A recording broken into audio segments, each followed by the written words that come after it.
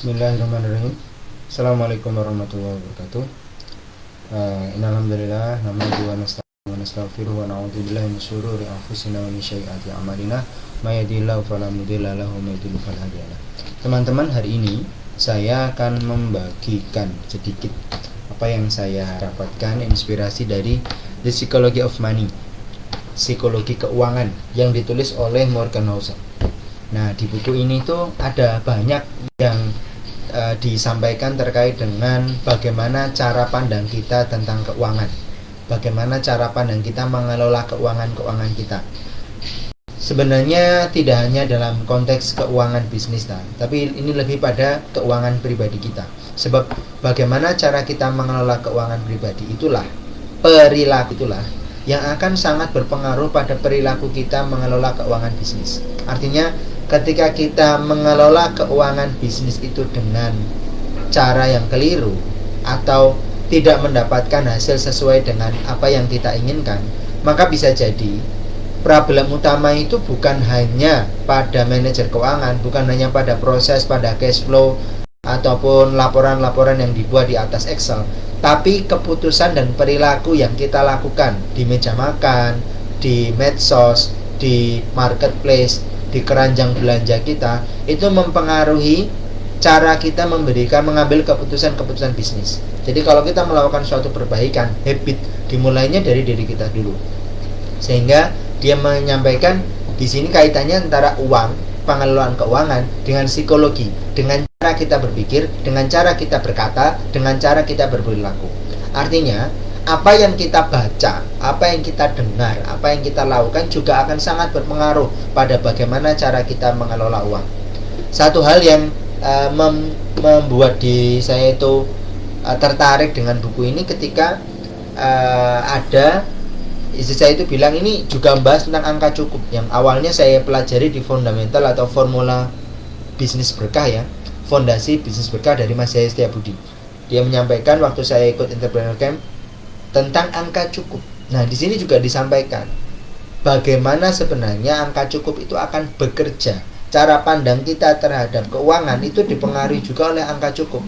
Kalau kita nggak punya angka cukup, kita nggak akan bisa nabung, kita nggak akan bisa berpikir untuk berinvestasi, dan kita tidak akan berpikir untuk menunda kesenangan-kesenangan kita untuk mendapatkan hasil yang lebih baik, lebih menyenangkan di masa yang akan datang.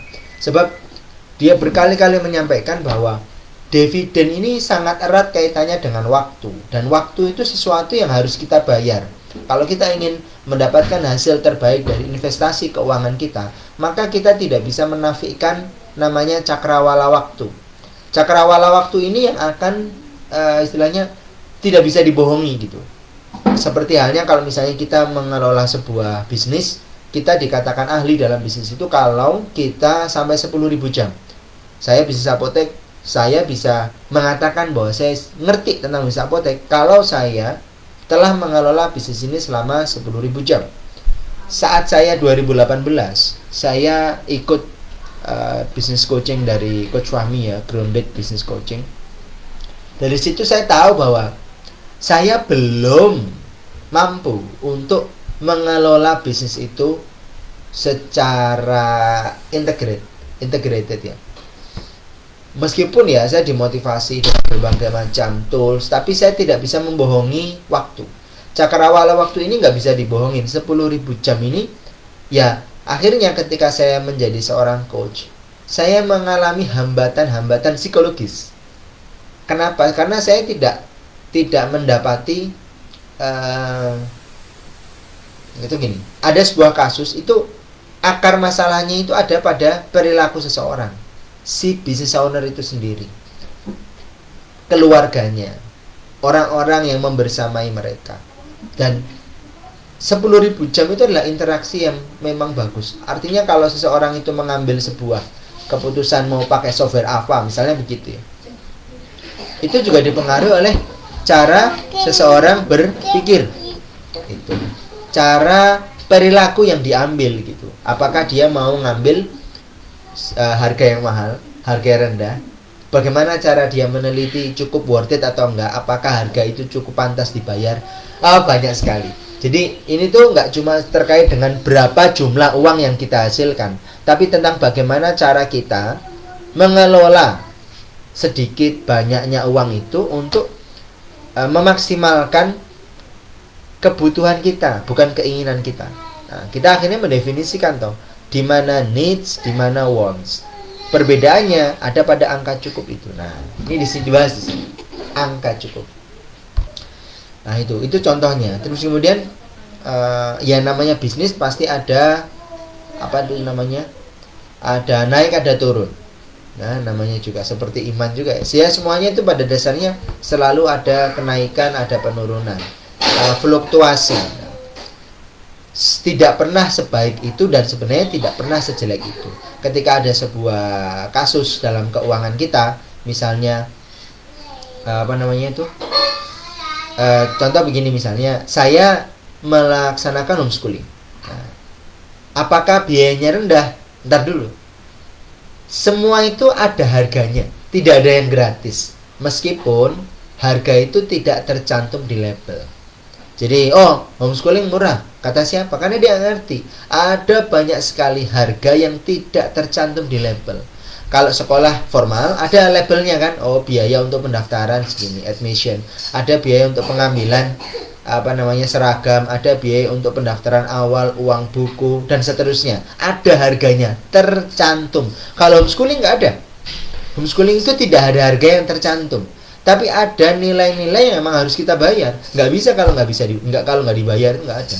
Misalnya kayak kemarin, ada orang ngeluarin uang untuk biaya anaknya sekolah itu 15 juta. Nah, sekarang misalnya anak saya yang masuk usia SD 2 orang juga. Berarti saya mengeluarkan uang 30 juta. Dia mengeluarkan uang 30 juta untuk uang gedung. Saya mengeluarkan uang 30 juta untuk uang sawah. Saya belikan sawah. Apa perbedaannya? Ketika dia menyekolahkan anaknya bayar uang gedung 15 juta, jadi fasilitas yang dinikmati. Nah, saya juga bayar 30 juta untuk 2 orang anak toh. Membeli fasilitas sarana belajar. Apa itu? Sawah 140 meter persegi. Ada airnya bagus dan seterusnya. Nah, kemudian ada yang komentar, lah itu kalau Mas Arif kan beli sawah kan nanti bisa dipakai untuk investasi buat sendiri. Kalau saya bayar ke sekolah kan uangnya hilang. Nah, itu mikir. Saya bilang begitu kan. Nah, itu mikir ya. Perbedaannya di situ loh. Ada harganya kok. Tapi ada harga yang kemudian ketika berinteraksi dengan cakrawala waktu, setelah usia 12 tahun, lulus kelas 6 SD, Anda pergi, uang Anda itu nggak kembali. Ada gitu, orang yang kita masuk, kemudian uangnya diinvestasikan, kemudian ketika kita keluar ada uang kembali lagi, nggak ada kayak gitu. Sekolah seperti itu nggak ada. Tapi kalau saya keluarkan uang saat ini 30 juta. 6 tahun kemudian, setelah anak saya belajar mengikuti homeschooling, lalu anak saya keluar udah nggak pakai misalnya, sawah ini saya jual itu masih laku, dan harganya rasanya setelah 6 tahun ya pasti lebih tinggi. Ini untuk sesuatu yang ada label harganya saja. Uang gedung sama uang sawah sama-sama ada labelnya harganya nih. Ini tuh bisa berbeda perilaku nuansanya di masa yang akan datang. Apalagi hal-hal yang tidak terlihat harganya. Nah, ini bisa teman-teman bikin ya kan? Homeschooling dengan yang sekolah biasa, bagaimana harga-harga yang tidak nampak. Gitu kan, jajanmu ya, jajannya anak-anakmu, jajan anak-anakku, sama-sama jajan kok, kita ngeluarin duit yang sama, tapi ada harga yang tidak nampak di dalam label. Tapi percayalah bahwa tidak ada yang gratis. Nah, itu loh. Di sini itu adalah cara kita mengelola uang. Keputusan-keputusan kita dalam mengelola uang itu sangat dipengaruhi oleh perilaku kita. Bukan dalam Excel spreadsheet yang kita bikin. Ini bentuknya begini, berarti harus kita begini. Tidak hanya itu. Itu membantu kita mengambil data. Tapi semakin banyak data yang kita ambil, sebenarnya kita jadi tambah bingung, ya nggak? Banyak sekali. Saya pernah ya, di Excel saya itu saya buat kas kecil, tabungan. Saya perinci satu persatu. Bahkan saya pernah menghitung penyusutan, amortisasi dan seterusnya, saya hitung, pusing gitu. Pusingnya itu apa? Saya jadi bingung bagaimana cara saya mengambil keputusan. Akhirnya keputusan yang saya ambil itu memang betul berdasarkan keuangan kita, sangat bermanfaat, bukan tidak berguna, sangat bermanfaat. Tapi itu membantu saya untuk bertanya pada diri sendiri, dengan data seperti ini mau ngambil nggak?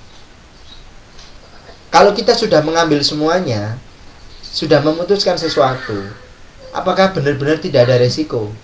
Tidak bisa. Kita sudah mengambil semua data, kita memutuskan sesuatu, hal yang tidak kita ketahui, itulah resiko. Jadi nggak mungkin kalau kita hilang dari resiko, itu nggak mungkin.